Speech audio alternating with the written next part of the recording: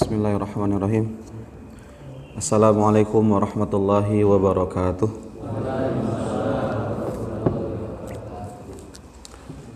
Alhamdulillah. Alhamdulillahilladzi anzala ala abdihil kitaba wa lam yaj'al lahu iwaja.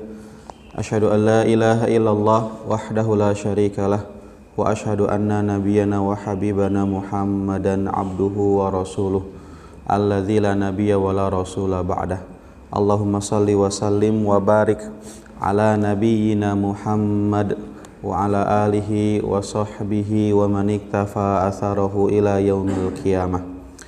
Faqala azza wa jalla fi kitabihil karim, a'udzu billahi minasy syaithanir rajim.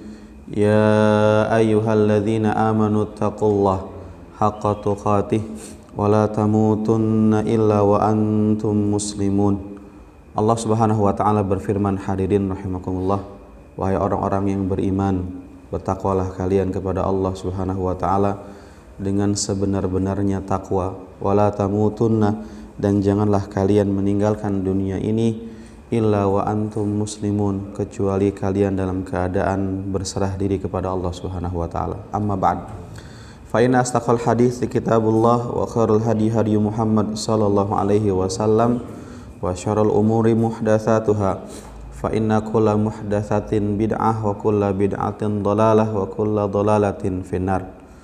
Dan juga Rasulullah sallallahu alaihi wasallam bersabda, sesungguhnya sebaik-baiknya kalam adalah firman Allah Subhanahu wa taala, dan sebaik-baiknya petunjuk adalah petunjuk Nabi kita Muhammad sallallahu alaihi wasallam, dan sejelek-jeleknya sebuah urusan adalah sesuatu yang diada-adakan di dalam agama, dan setiap segala sesuatu yang diada-adakan di dalam agama itu dinamakan dengan bid'ah. Dalam agama Pak ya, bukan di luar agama, bukan dalam teknologi, bukan di dalam perkembangan hidup manusia, tetapi di dalam agama. Sesuatu yang baru di dalam agama maka dikatakan bid'ah, dan sesuatu yang bid'ah maka itu sebuah kekeliruan, kesesatan, dan setiap yang sesat itu tempatnya di dalam nerakanya Allah Subhanahu wa taala. Ya, mudah-mudahan Ramadan yang telah kita lewati menjadi Ramadan yang memang berarti untuk kita. Mudah-mudahan dosa-dosa kita diampunkan oleh Allah Subhanahu wa taala. Karena dalam sebuah riwayat disebutkan, ragiba anfumriin, celaka seseorang yang dia bertemu dengan bulan Ramadan, berpisah dengan Ramadan, tetapi dosa-dosanya tidak diampunkan oleh Allah Subhanahu wa taala. Ya, 6 hari kan? Hadis riwayat Muslim, Rasulullah mengatakan, man shoma Ramadan, siapa yang dia berpuasa Ramadan kemudian diikuti dengan 6 hari di bulan Syawal, maka dia seperti mendapatkan puasa setahun penuh. Baik, pertemuan terakhir kita membahas prosesi kenabian Nabi kita Muhammad sallallahu alaihi wasallam di umur beliau yang ke-40 tahun. Jadi Rasulullah sallallahu alaihi wasallam banyak mengasingkan diri di Gua Hira, di Gunung An-Nur, Jabal An-Nur. Pertanyaan saya, boleh nggak kita berkunjung ke Gua Hira, Pak? Boleh nggak? Boleh sebagai saksi sejarah. Di sanalah Nabi Muhammad bertemu dengan Jibril alaihi salam. Jadi itulah bukti sejarah, yaitu Gua Hira di Jabal An-Nur, Pak.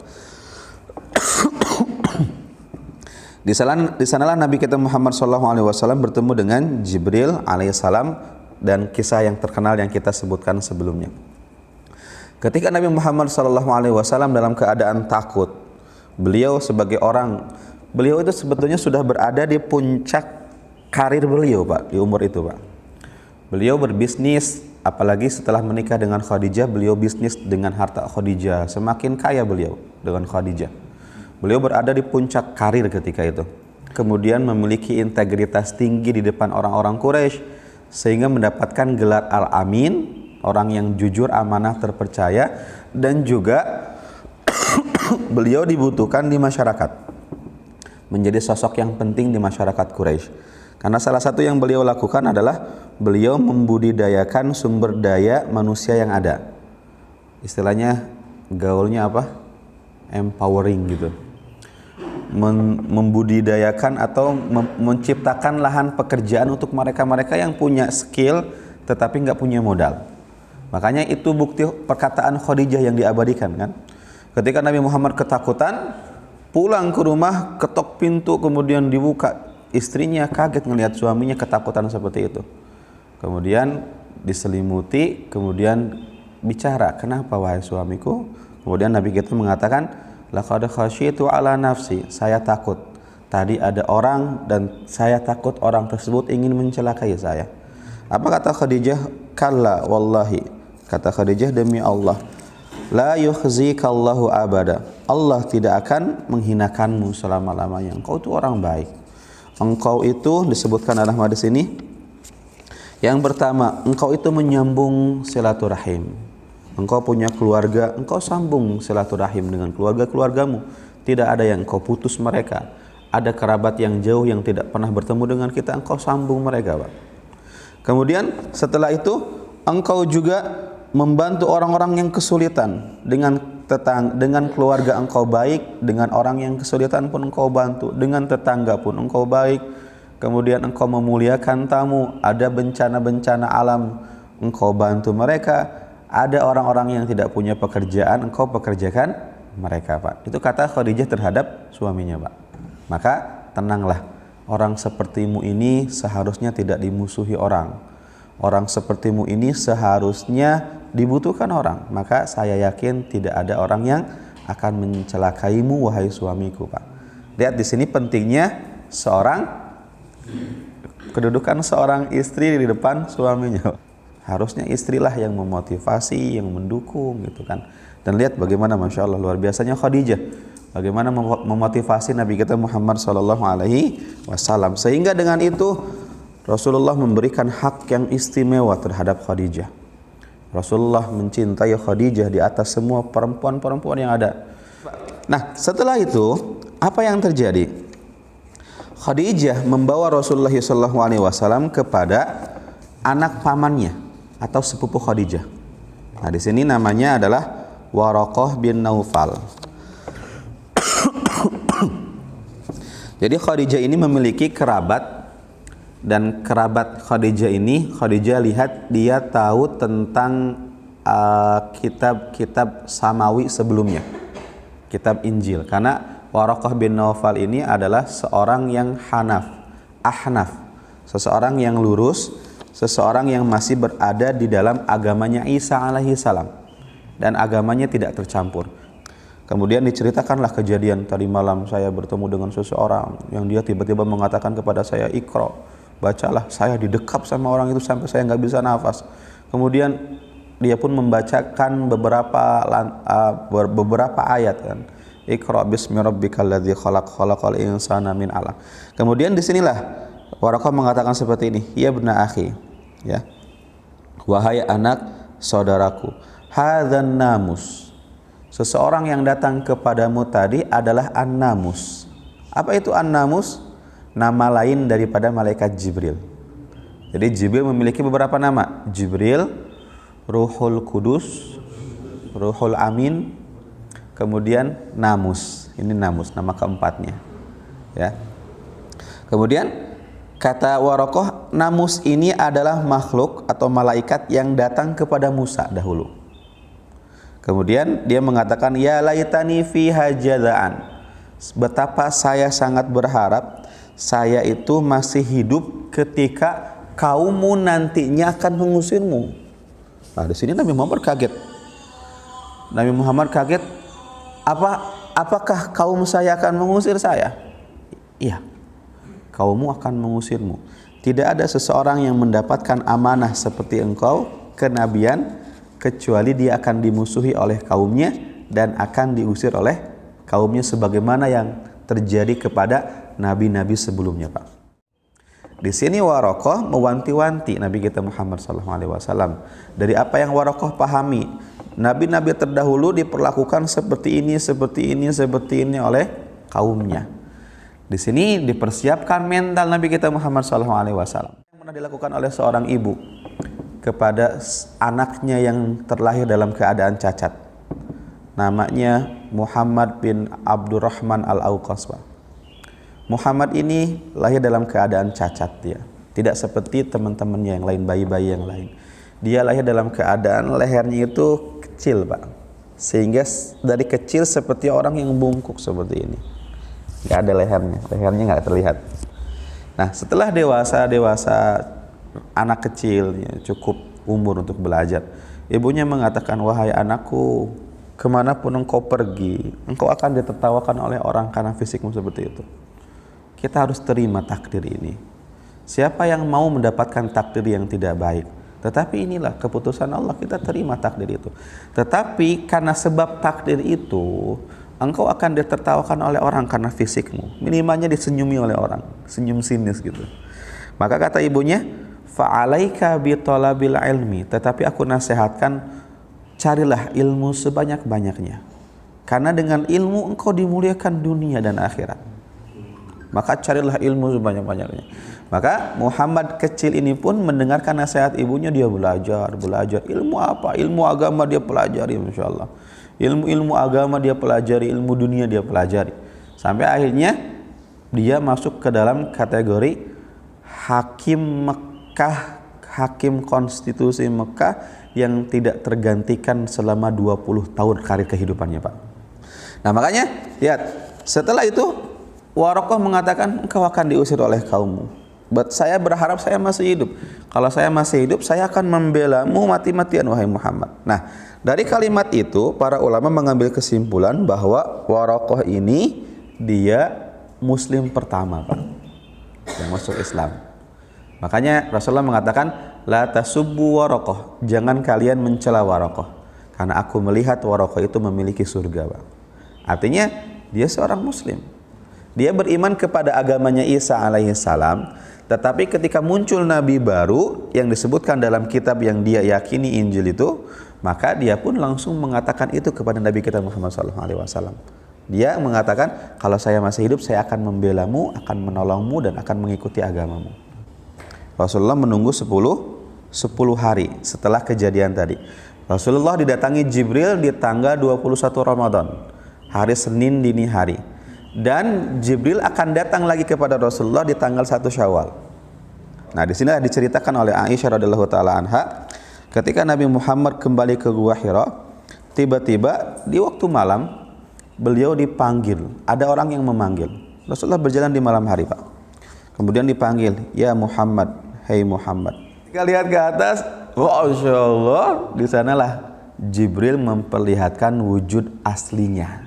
Dan apa kata Nabi Muhammad dalam hadis riwayat Muslim? Ketika itu Jibril memiliki 600 sayap, yang 600 sayap itu menutup langitnya Allah Subhanahu wa taala. Menutup langitnya Allah. Betapa indahnya malaikat itu, Pak. Disinilah Nabi Muhammad kaget. Akhirnya berkenalan, aku Jibril, aku malaikat yang diutus oleh Allah, dan engkau akan menjadi seorang nabi dan rasul. Jibril pun datang kembali dan mengatakan, ya ayyuhal muddatsir, qum fa'anzir. Wahai orang yang berselimut, bangkitlah. Nah, inilah ayat kedua yang turun kepada Nabi Muhammad setelah Al-Alaq, yaitu Al-Muddatsir, Pak. Makanya para ulama mengatakan Nabi Muhammad diangkat menjadi seorang nabi dengan surat Al-Alaq dan diangkat menjadi seorang rasul dengan surat Al-Muddatsir. Karena di Al-Muddatsir itu sudah ada perintah langsung, kum, berdirilah, fa'anzir, dan berikanlah kabar peringatan kepada manusia. Masa istirahatmu itu sudah selesai. Karirmu yang engkau perjuangkan selama ini itu sudah selesai. Sudah tinggalkan karir itu, sudah tinggalkan kenyamananmu itu. Tugasmu sekarang adalah berdakwah siang dan malam, menyeru manusia untuk beribadah kepada Allah Subhanahu wa taala, Pak. Nah, di sanalah Nabi Muhammad menjadi seorang nabi dan rasul, Pak. Itu prosesi lengkap bagaimana nabi kita menjadi seorang nabi dan rasul, Pak. Sebelum kita mulai kepada fase dakwah, ya, fase dakwah di Mekah. Bagaimana langkah-langkah Nabi? Yang disentuh pertama kali itu adalah tauhid, Pak. Tauhid dulu. Kalau tauhidnya sudah benar, yang lain bisa ngikutin. Tapi kalau tauhidnya gak benar, yang lainnya gak bisa ngikutin. Itu yang pertama, tauhid dulu. Artinya kenalkan itu Allah. Kenallah Allah. Salat, betul salat kita ajarkan, tetapi ajarkan kenapa kita harus salat. Alasan-alasan itu. Allah nggak butuh dengan salat kita, nak. Yang butuh dengan salat kita itu adalah kita sendiri. Allah itu meskipun ibadah, meskipun seluruh manusia beribadah kepadanya tidak menambah kemuliaan Allah. Allah tetap hebat tanpa ibadah manusia. Kalau manusia pun semuanya mereka tidak beribadah kepada Allah, itu tidak mengurangi kehebatan Allah. Karena Allah maha hebat. Allah yang menciptakan langit dan bumi ini. Kalau kita beribadah, kita dapat surga, kita yang untung. Tapi kalau kita tidak beribadah, kita dapat neraka, kita yang rugi, bukan Allah yang rugi, Pak. Tanamkan konsep-konsep akidah dulu. Maka kemudian dimasukkan konsep ibadah perlahan-perlahan. Kita bahas aqsamul wahyi, Pak. Pembagian-pembagian wahyu. Karena Nabi Muhammad SAW mendapatkan wahyu. In huwa illa wahyu yuha. Semua perkataan Nabi itu adalah wahyu dari Allah Subhanahu wa taala. Nah, ini ada pembagian-pembagian. Bagaimana wahyu-wahyu Allah Subhanahu wa taala? Yang pertama adalah ar-ru'ya as-shadiqah, yaitu mimpi yang seperti nyata. Bagi Nabi ya. Bagi seorang nabi, mimpi itu adalah wahyu, perintah dari Allah Subhanahu wa taala. Nabi Ibrahim alaihissalam bermimpi menyembelih anaknya. Maka setelah mimpi tersebut dipanggillah anaknya dan dikatakan, "Ya bunayya inni ara fil manami anni azbahuk fanzur madza tara," dalam surat As-Saffat. Wahai anakku, aku bermimpi, aku menyembelihmu. Bagaimana pendapatmu? Dan engkau tahu bahwa mimpiku adalah perintah dari Allah Subhanahu wa taala. Lagi kan ketika Ibrahim datang dengan membawa Ismail untuk disembelih kan, muncul setan, bisikan setan itu apa? Hai Ibrahim, tegakah engkau melihat anakmu, engkau sembelih dia? Engkau menginginkan anak selama puluhan tahun, Allah berikan, engkau sembelih pula sekarang. Tegakah engkau seperti itu? Lihat Pak, dimunculkan konsep perasaan dalam beragama. Makanya agama itu bukan dengan perasaan. Disinilah setan menggunakan konsep perasaan kepada Ibrahim. Akhirnya Ibrahim ambil batu kan, dilempar tuh setan tuh kan. Itulah muncul konsep jumroh, Pak. Jumroh itu konsepnya di sana. Dilemparnya setan oleh Ibrahim karena dia mencoba untuk mengusik niat Ibrahim melaksanakan perintah Allah itu, Pak. Mimpi manusia itu bukan wahyu. Mimpi para nabi yang wahyu itu. Tapi kita manusia biasa, mimpi itu kebanyakannya dari setan. Apalagi ketika menyambungkan antara mimpi dengan sial dan keberuntungan seseorang. Ini sudah masuk ke dalam kategori kesyirikan, Pak. Yang kedua adalah Jibril membisikkan ke dalam dada Nabi kita Muhammad SAW. Nah, salah satu contohnya adalah ketika Nabi Muhammad SAW mengatakan kepada kita dalam hadis yang sahih, beliau mengatakan seperti ini. Inna ruhal kudus nafatha fi raw'i. Barusan Jibril datang kepadaku, membisikkan kepadaku bahwa seseorang itu tidak akan mati sampai rizki yang Allah tetapkan di lauh mahfud itu sampai kepada dia semuanya. Pahami itu, Pak. Allah sudah tetapkan rezeki kita nggak akan ketukar. Dan kita tidak akan mati di dunia ini sampai rezeki yang Allah sudah tetapkan itu sampai kepada kita semuanya. Itu kata Jibril. Dan ini kan wahyu. Nabi Muhammad mengatakan seperti itu. Fattaqullah, maka bertakwalah kalian kepada Allah, wa ajmilu fit talab, dan perbaikilah kalian di dalam cara mengais rezeki kalian. Jangan takut. Kemudian wala yahmilannakum istibta'ur rizqi ala an tatlubuhu bima'siyatillah, dan jangan sampai telatnya rizki yang datang kepada kalian engkau percepat dengan kalian melakukan kemaksiatan. Baik, kita selesaikan, Pak. Jadi itulah, jadi yang pertama mimpi untuk para nabi, yang kedua adalah dibisikkan kepada Rasulullah SAW. Yang ketiga Jibril datang menjelma menjadi manusia, kemudian ngobrol dengan Nabi. Ini banyak dalilnya. Ini banyak hadis Muslim, riwayat Arba'in Nawawiyah nomor 2. Jibril berpakaian serba putih, berambut serba hitam. Pokoknya ceritanya panjang. Tapi Jibril pernah menjelma menjadi manusia, ngobrol langsung dengan Nabi Muhammad dan dilihat oleh orang-orang. Kemudian yang selanjutnya, ya, Jibril datang seperti suara gemerincing lonceng, Pak. Wallahu a'lam bishawab. Tapi inilah yang terjadi. Kenapa harus lonceng, Ustaz? Bukankah lonceng itu identik dengan orang-orang Nasara gitu? Wallahu a'lam. Lonceng dengan Nasara itu kalau ibadah ya, gitu kan, gitu kan.